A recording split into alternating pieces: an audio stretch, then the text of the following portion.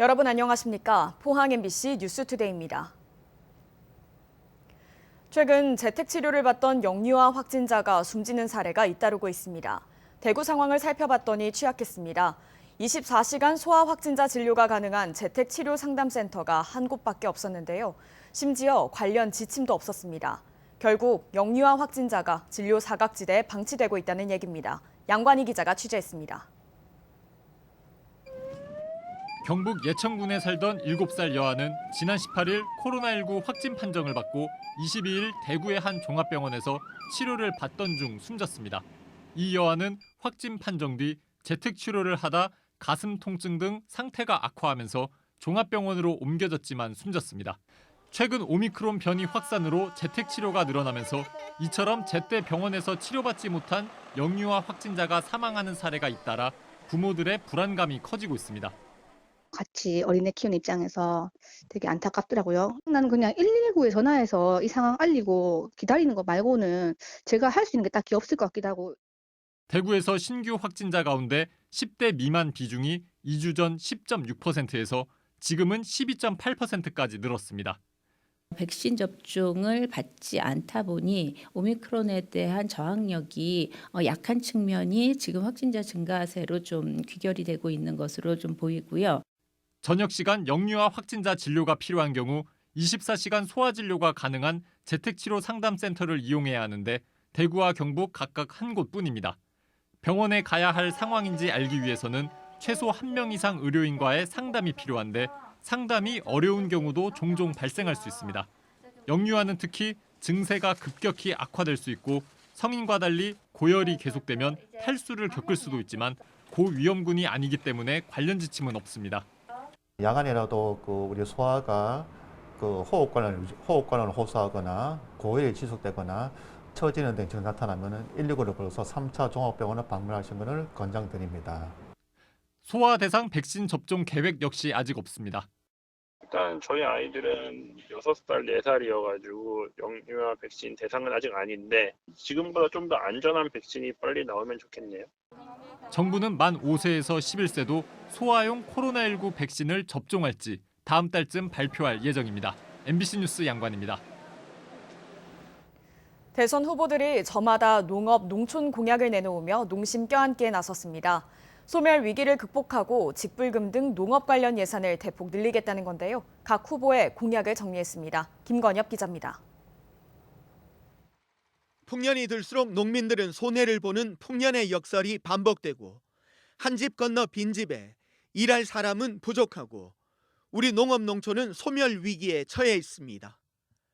대선 후보들은 230만 농심을 잡기 위해 한 목소리로 지원 확대를 약속하고 있습니다.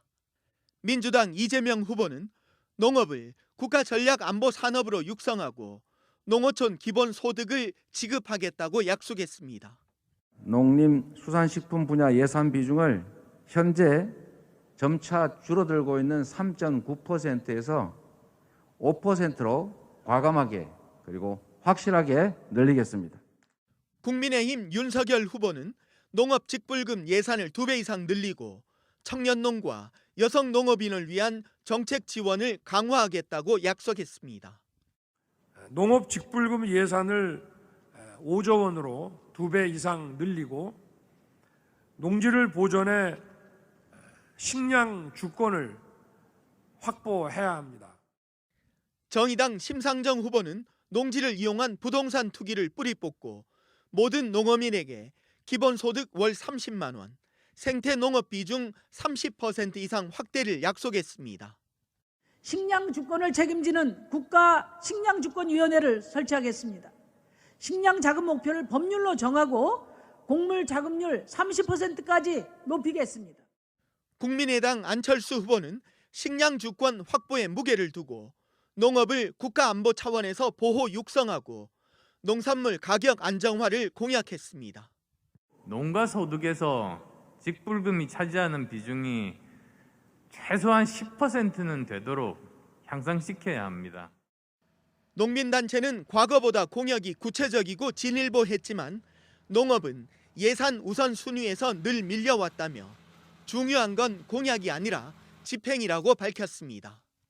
대통령이 공약은 걸되 실행하고 집행하는 사람은 농림부도 아니고 보니까 기획재정부가 하는 것 같다. 농업정책 담당자들이 실제로 하는가 봤을 때 저희는 한 번도 그분들이 했다고 본 적이 없습니다.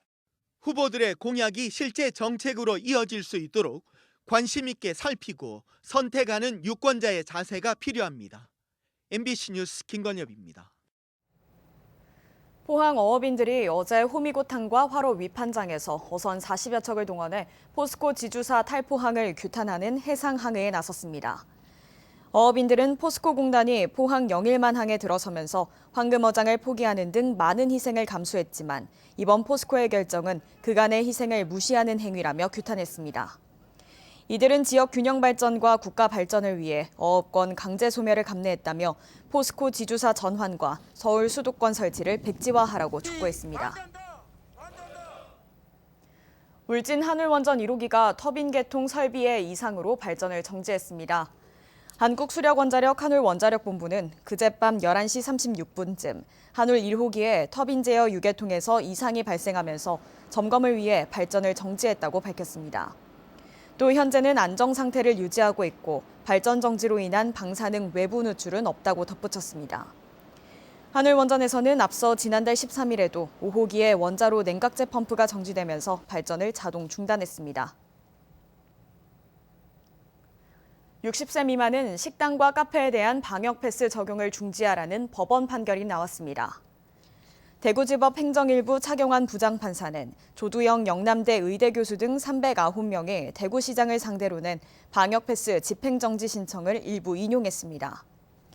재판부는 미접종자에 대한 행동의 자유와 기본권을 침해할 우려가 크다며 60세 미만에 대한 식당과 카페 방역 패스 적용을 선고일로부터 30일이 되는 날까지 효력을 정지하라고 판결했습니다.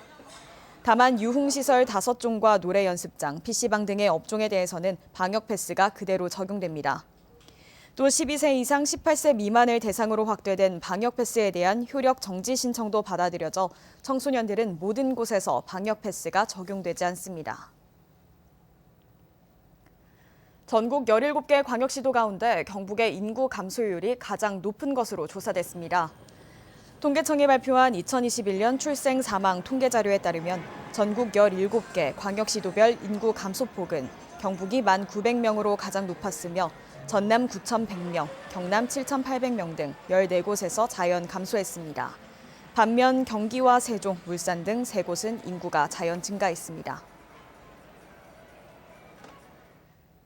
경북 도내 전기차 보조금은 국비와 지방비를 합쳐 울릉군이 1,800만 원으로 가장 많고 영주와 상주 등 나머지 18개 시군은 1,300만 원으로 갔습니다. 안동 등 4개 시군은 아직 확정하지 않았습니다. 올해 전기차 보조금 중 국비는 승용차의 경우 700만 원으로 100만 원 줄었으며 소형 화물은 200만 원 내린 1,400만 원, 대형 승합은 7천만 원으로 1,000만 원 줄었습니다. 또한 환경부는 올해 전기차 보급을 지난해보다 2배 이상 늘릴 계획입니다. 한편 경북에 등록된 전기차는 지난 연말 기준 11,240대로 1년 전보다 59% 증가했습니다. 대구시와 경상북도는 러시아 우크라이나 사태로 미국이 내린 러시아 경제 제재 조치 영향에 공등 대응하기 위한 긴급 실무회의를 한국무역협회 대구경북지역본부에서 열었습니다. 양 시도는 향후 국제정세 변화에 따라 대러시아 주요 수출과 수입 품목 수급 차질이 생길 경우에 대비해 창구를 일원화해서 상시적으로 정보를 공유하고 수입 품목의 경우 대체할 수 있는 경로를 발굴하는 데 공동 지원하기로 했습니다. 또 국가와 산업 핵심 품목별 분석 자료와 정부의 조기 경보 시스템 운영 등 관련 정보를 지역 기업에 실시간으로 통보하기로 했습니다. 어제 오전 5시 19분쯤 포항시 북구 흥해읍 대련리 고속도로 램프 구간에서 50대 A씨가 몰던 25톤 탱크로리 트럭이 넘어졌습니다. 이 사고로 운전자 A씨가 부상을 입어 병원으로 옮겨졌고 탱크로리에 담긴 인화성 물질, 이소길 초산에틸 물질이 100리터 누출됐습니다. 이상으로 포항 MBC 뉴스투데이를 마칩니다. 여러분 고맙습니다.